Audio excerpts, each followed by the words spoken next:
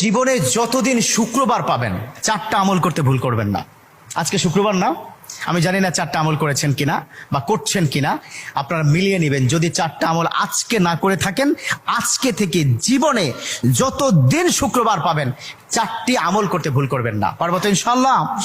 ইনশাআল্লাহ। 1, দুরূদ পড়া।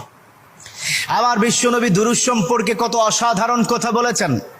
একজন সাহাবা এসে বললেন, ইলা রাসূলুল্লাহ সাল্লাল্লাহু আলাইহি ওয়াসাল্লাম, ও নবী, আমি যদি আপনার প্রতি দিনের 1/3 ধরে দুরূদ শরীফ পড়ি আমি কি নিয়ামত পাবো?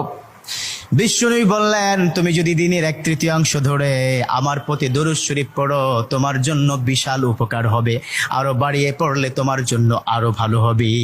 সাহাবা মহা খুশি হয়ে গেলেন, ইয়া রাসূলুল্লাহ, আমি দিনের অর্ধেক সময় জুড়ে যদি আপনার প্রতি দুরূদ শরীফ পড়ি তাহলে কি হবে? বিশ্বনবী বললেন, এটা বিশাল